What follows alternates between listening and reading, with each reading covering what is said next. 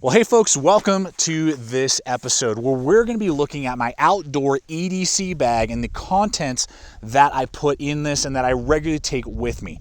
Now for me, I set this up in a VanQuest Husky bag, and that's what I use. That's what works for me, mostly because I'm constantly reviewing gear, so a lot of times I'm using multiple backpacks, and it just makes it easier for me to put all the contents in here. If you're just a one pack kind of guy or girl and you just have one and you love it, and they have the organizer in there, you don't necessarily have to buy this pouch, and you could just organize it in the organizer that the bag itself offers. But it's totally your call.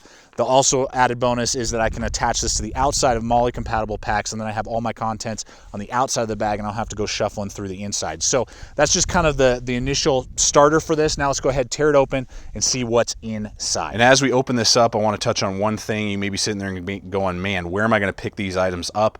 In the description below this video, we have offered a link over to Amazon with all the items that I'm sharing with you today. That's a great way, one-stop shop, to pick up what you see here, so you don't have to go hunt all over the internet to try and find the items we're going to talk about today.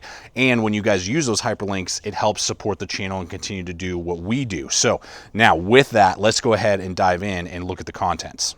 So as we go through here, and I want to make sure and get out my multi-tool. And the reason I have my multi-tool, and we'll kind of start with that one on the side, is because I'm in and out, we're using it a lot, and there just wasn't quite the room that I was looking for inside this pouch for this multi-tool. This is the Leatherman rebar. I've been using it for a long time. You've seen it in several of my videos if you've been following us for a while.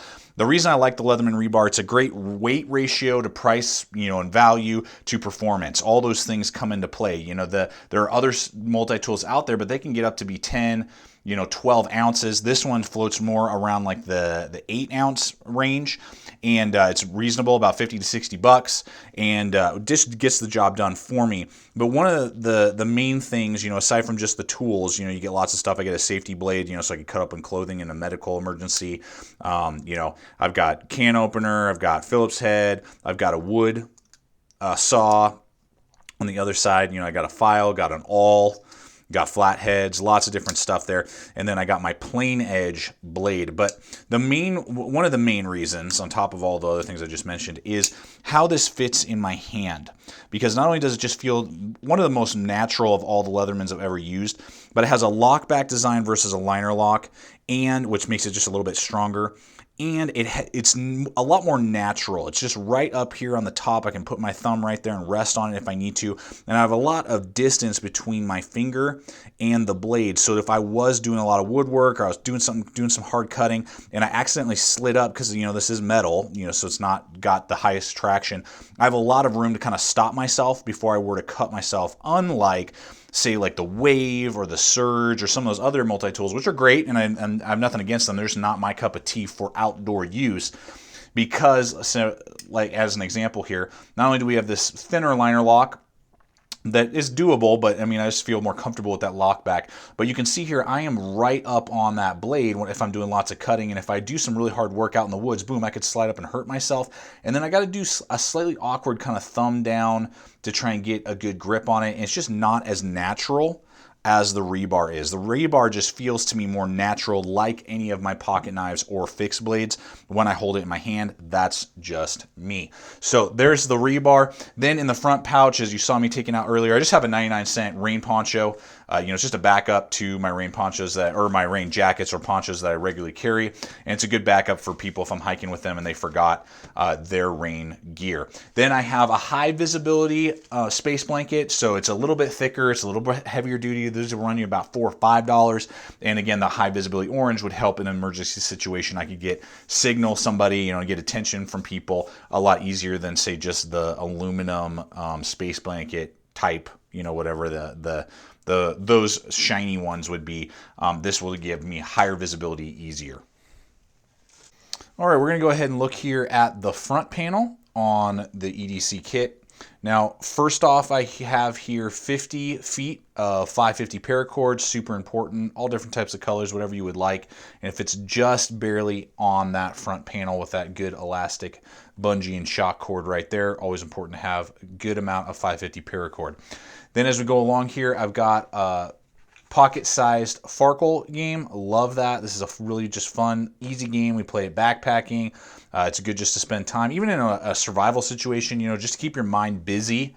You know, when you're maybe waiting for a rescue, you've got your shelter, you've got your fire going, you got your food maybe, and now you just got to wait it out to have something to keep you going, and then obviously just for fun around the camp. As we go along here, we have the bug repellent. I use the Repel. This is like 40% DEET. There's lots of different ones out there. I just like this because it's compact, it's a sprayable, and it's easy to carry on me. Then we have below that, we have some hand sanitizer. I always make sure that I have hand sanitizer that is high in alcohol content so that if I had to use it as a backup fire starter, I could do that. So test out your hand sanitizer that you may carry. You know, just squirt some maybe even on the concrete, light it with a match, just make sure it's got, and read your, you know, contents on the bottle and test it out a few times just so you know that if as a backup you could use it as a fire starter. Then as we go along here, we have an O-Light headlamp. Love this thing. I like this setup because it's able, this bungee, the shock cord piece right here is able to cover up the lens, just kind of protects it a little bit. This is the O-Light H05, I believe, is the number on this. The reason I like this is because it's so small and lightweight, runs about 20 bucks. Love that aspect as well. I have up to 150 lumens. I have a couple different options, and it does have red lights as well. It has a couple different degrees that it will hold, and it runs off of only two. Let's see if I can open it here. And this has got a really good latch. If you remember, we reviewed another black diamond light that did not have a good latch. That has a really good solid latch, but it only runs off of 2 AAA batteries, which is awesome. Most headlamps that run off of AAA powered have 3, so it's less weight and less battery consumption that I need per setup, and has a long battery life. And headlamps, you know, hands-free is always really important. Then right behind that, I have here this just little plastic holder for my batteries. So I have a set of 4 in there, so 2 will go into this guy, and that will lead us on into the main panel, and I'll start it off with the other backup illumination, which is the UST Moon Force. This takes 1 AAA battery, so I could basically swap the batteries out twice in here, and I could do it twice in here as well. This guy runs off of 30 lumens. It's just a very simple, it's like 10 bucks.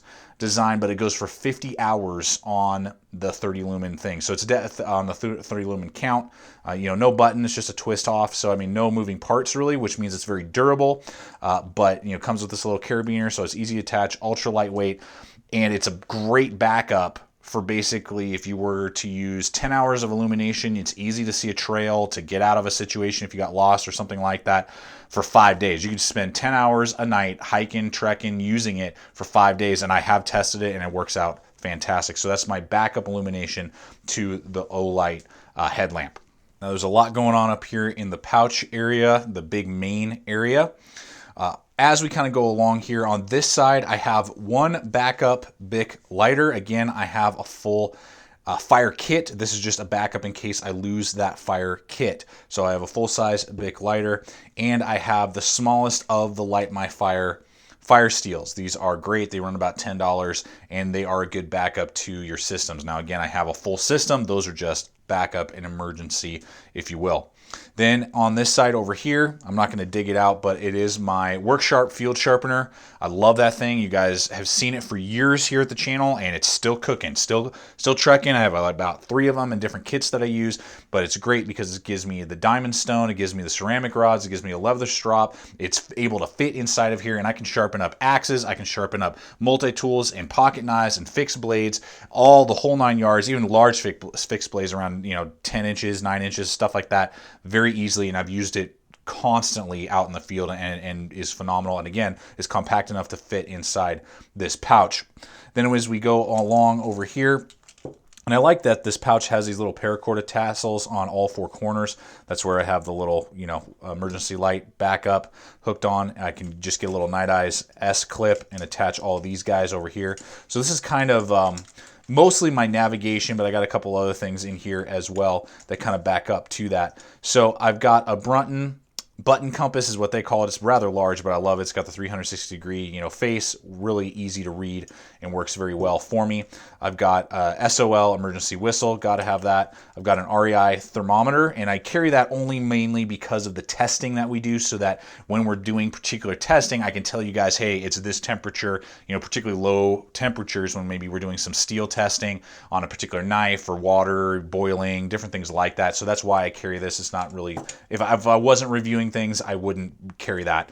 And then we just have a Hansen pencil sharpener. This is something you can pick up over at any hardware store. I use that so you can stick your sticks in there, and you could use that to make paper shavings of your whatever pieces of wood are laying around and easily start a fire if you had to and you lost all your other sharp tools. At least you can still make some shavings with that. Then as I pull these two out as well, again, this piece is because I review stuff. I have a 3-foot Power Lock Stanley tape measure, so I can, you know, measure blades, measure axes, packs, that type of stuff if I forget measurements when I'm out in the field and I need to review them. So I have that attached to an S-clip along with an SOL mirror. These things are awesome, you know, survival mirror. It's got the hole through here. It's even got some instructions on how to do SOS and stuff like that. So very, very well thought out design. And then I have a pocket set of Pro Knots. These things are awesome. So it's a little diagrams. They're laminated. They're plastic, you know, so they're very durable, won't get damaged with water, on all sorts of different knots that you could use, several different pieces here.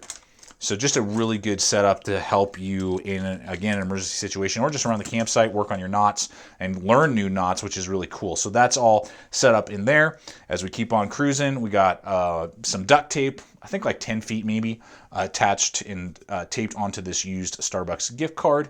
Always important to have that. Then some writing utensils. I have a universal Write in the Rain, just super thin, with a Write in the Rain pen. Just because I have it, you could use a pencil obviously just as easily. But, you know, it's got several different items or different pages here, and, you know, I've done water testing on these for 30 days and they work great. So you could write notes to yourself, you could, you know, draw maps, you could write, you know, emergency notes if you're like, hey, left camp, you know, to go find water, be back soon, you know, I mean, whatever it would be, you know, headed in the east direction, you know, you could do that at a camp, you know, that you're trying to trek out of, whatever. So as we go along here, just in a Ziploc bag, I have my Anchor power charger. So this will give me 1.5 charges on my iPhone. And so I always make sure that I have a compatible cable and a recharging cable, and I carry that in a Ziploc bag just so it won't get damaged if it gets soaked, so that, you know, emergency situation, I get stuck out there, I have the ability, you know, maybe I need to hike up to a peak or something to get signal and my phone died or whatever, I can charge that up and still be able to reach out and get help if needed. Then for some more sanitary stuff here, we got some Cottonelle bum wipes, you know, that great for if nature calls out in the woods, you don't have to carry toilet paper with you, and will nice and keep you clean for several days. As a 10-pack, I always make sure I have one of those on me. Then I have this little fishing kit. It's a survival fishing kit. You know, yeah, it's a backup to a backup to a backup. I mean, if you're having to fish for survival, you're in a pretty tight spot anyway. But it is good to have a little kit with some lures, and it's got some line and a couple hooks and that type of thing. So it's better than nothing. And you can get those, again, I think I have that through Amazon. If not, you know, just hunt around. You can easily find those for about $10, and they're rather lightweight.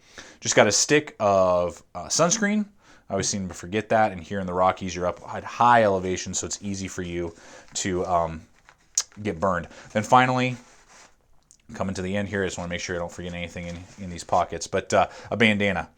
You know, there's 1,000 different things you can do with a bandana, from filtering dirty water, you know, to at least get the bigger, nastier things out, to making a sling, to using it for tinder, as a, you know, head garb. I mean, whatever, cover your mouth. I mean, just so many different things that you can do with a bandana. So I make sure I have a lightweight bandana on me in this EDC kit.